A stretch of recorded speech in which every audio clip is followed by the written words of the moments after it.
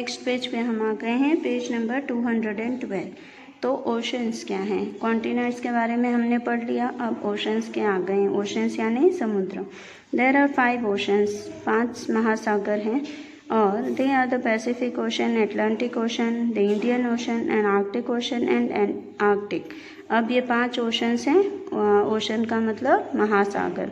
तो पहला है पैसिफिक ओशन, सेकंड है एटलांटिक ओशन, थर्ड है Indian Ocean and fourth one is Antarctic and fifth one is Arctic ocean. The Pacific ocean is the largest and the deepest ocean. अब ये जो Pacific ocean है वो सबसे बड़ा महासागर है, प्लस उसके साथ साथ वो सबसे गहरा भी है। It separates America from Asia and Australia. अब इसने अमेरिका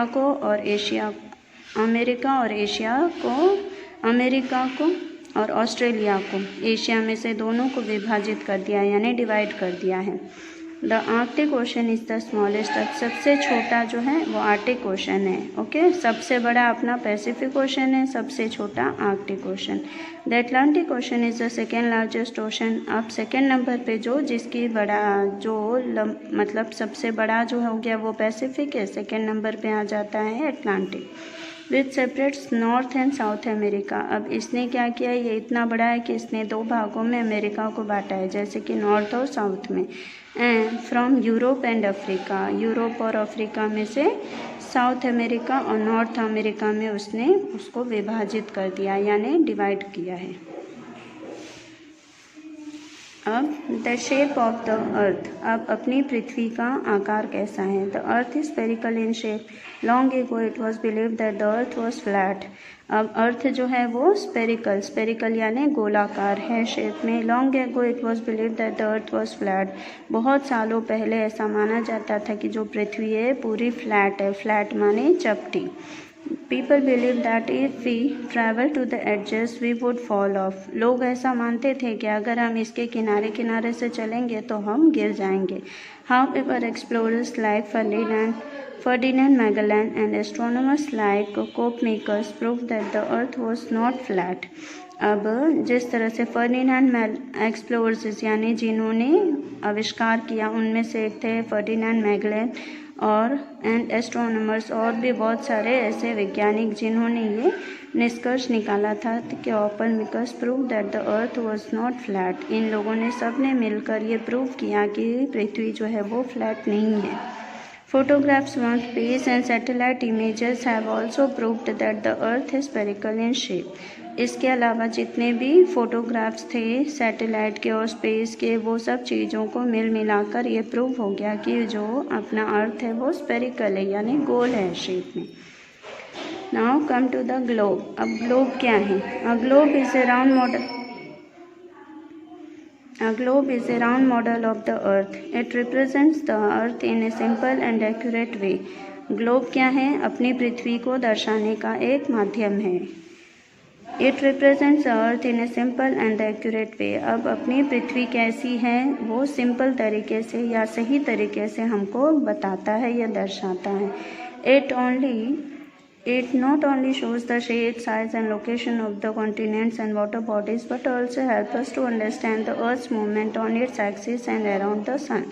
अब ये खाली हमें उसके शेप या उसके साइज़ या उसके लोकेशन के बारे में नहीं बताता है, बल्कि वाटर कॉन्टिनेंट्स के बारे में बताता है, वाटर बॉडीज़ के बारे में बताता है, और भी बहुत सारी चीज़ें जो कि पृथ्वी को जानने लायक हैं, उन सब के बारे में हमें ग्लोब बताता है। जैसे कि अर्थ के मूवमेंट, जो पृथ्वी का मूवमेंट होता है, यानी पृथ्वी की जो गति होती है अपने एक्सिस के या सन के आजू बाजू में, उसके बारे में भी हमें बताता है। Through the globe has many advantages, it has certain disadvantages too. अब जैसे कि ग्लोब के कई सारे हमारे लिए फ़ायदे हैं, उसी तरह इसके कुछ नुकसान भी हैं। A globe shows only one side of the earth at one time and it cannot be carried easily from one place to place. अब ये क्या करता है? ग्लोब हमें एक बार में एक ही साइड की लोकेशन को बता सकता है, और इसीलिए हमारे लिए इतना आसान नहीं कि हम जहाँ भी जाएं हर जगह पे ग्लोब को अपने साथ लेके जाएं। The details are not shown clearly because of space limitation. अब जितनी भी इसकी इंफॉर्मेशन है या जितनी भी इसके बारे में डिटेल्स है वो आसानी से हमको ग्लोब से नहीं देखने को मिल सकती है, क्योंकि उसकी जो स्पेस की लिमिटेशन है, यानी उसका जितना भी शेप है या जितनी भी उसकी चौड़ाई गोलाई है उतने के अंदर ही जितना आता है वो उतना ही हमें दिखा सकता है।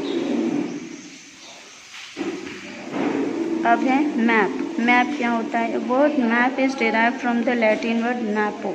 अब ये जो वर्ड मैप आया है ये अपने लैटिन वर्ड मैपो से आया है, विच मीन्स अ नैपकिन, जिसका मतलब होता है नैपकिन। नैपकिन मीन्स रुमाल। A map is a representation of the earth's surface or a part of it on a flat surface। अब मैप क्या है? ये रिप्रेजेंट करता है, यानी हमको बताता है कि अर्थ का जो सरफेस है और ए पार्ट ऑफ इट, यानी पृथ्वी का जो आकार है या पृथ्वी खुद कैसी है ऑन ए फ्लैट सरफेस, वो अपने पूरे फ्लैट सरफेस पे किस तरह से है। A book of maps is called an atlas। अब इसकी जो नक्शे की जो बुक मिलती है उस पूरी बुक को हम कहते हैं atlas. Maps can be drawn on a flat surface to show. Maps क्या है? फ्लैट सरफेस पे बनाए जा सकते हैं, जिससे इंसान को नक्शा जिसे हम कहते हैं नक्शा बना के आसानी से देते हैं, तो एक जगह से दूसरी जगह इंसान जाएगा वो नक्शा लेके तो आसानी से अपने डेस्टिनेशन पे या अपनी जगह पर पहुंच जाता है।